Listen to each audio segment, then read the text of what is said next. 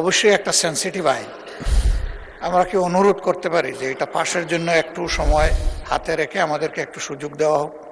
আপত্তি জানাবার জন্য একটা নির্দিষ্ট সময় আছে, সে সময় আপত্তি করলে এটা আমরা গ্রাহ্য করতে পারতাম। এখন বিলের এই স্টেজে আর আপত্তি করার সুযোগ নেই।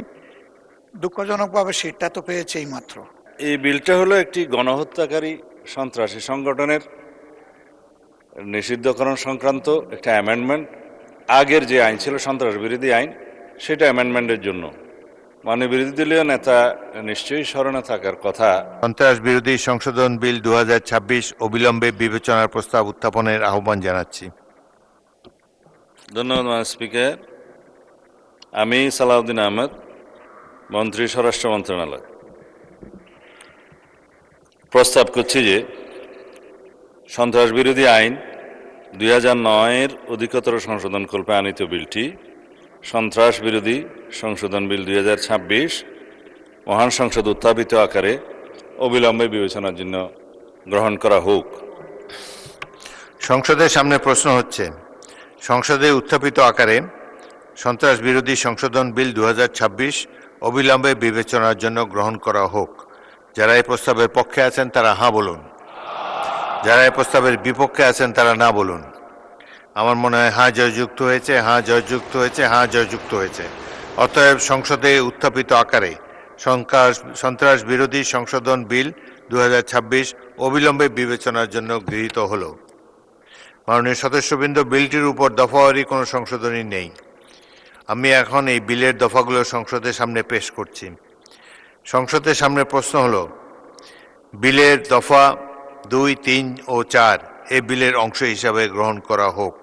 যারা এই প্রস্তাবের পক্ষে আছেন তারা হাঁ বলুন, যারা এই প্রস্তাবের বিপক্ষে আছেন তারা না বলুন। আমার মনে হয় হাঁ জয়যুক্ত হয়েছে, হাঁ জয়যুক্ত হয়েছে, হাঁ জয়যুক্ত হয়েছে। অতএব বিলের দফা 2, 3 ও 4 এই বিলের অংশ হিসাবে গৃহীত হলো।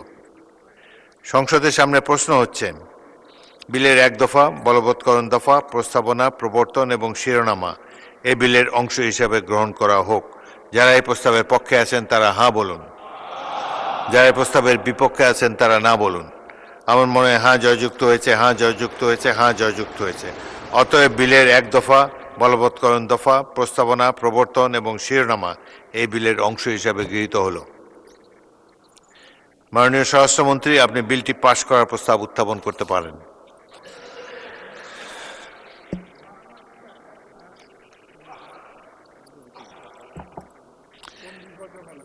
মাননীয় বিরোধী দলের নেতা, আপনি কি বিলের সম্পর্কে কিছু বলতে চান?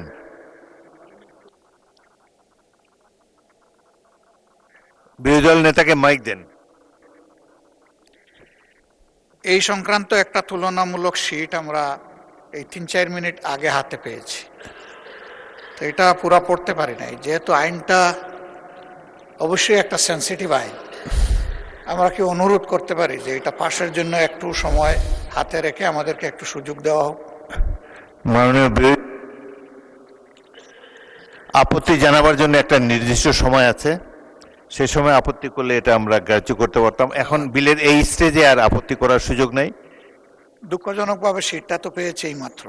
এনিওয়ে, এটা হয়তো এটা এ সম্পর্কে পরে আমরা দেখব, কিন্তু এখন বিলের এই স্টেজে আপত্তি করার কোনো সুযোগ নাই। অতএব সংসদের সামনে প্রশ্ন হচ্ছে, আপনি কি বিলটি পাশ করার প্রস্তাব উত্থাপন করেছেন?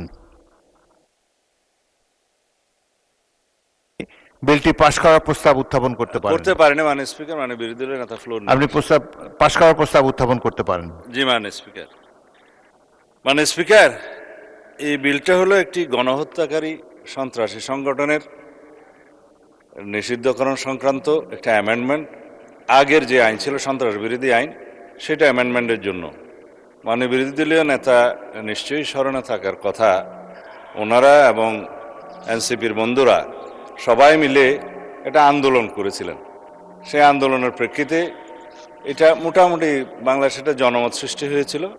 সেই প্রেক্ষিতে তাদের কার্যক্রম নিষিদ্ধ করা হয়েছে সন্ত্রাস বিরোধী আইনে, এবং অ্যাকর্ডিংলি সেটা নির্বাচন কমিশনে তাদের রেজিস্ট্রেশনটাও সাসপেন্ডেড হয়ে আছে। এবং এখানে এই আইনের অনুবলে পরবর্তীতে আর্টিকেল 47 অনুসারে সংবিধানের আইসিটি অ্যাক্টেও পরিবর্তন এনে সংগঠনের বিচারের জন্য সেই আইনটাও সংশোধন করা হয়েছে। এখন আপনারা যদি এর উপরে আলোচনা করতে চান, আমার মনে হয়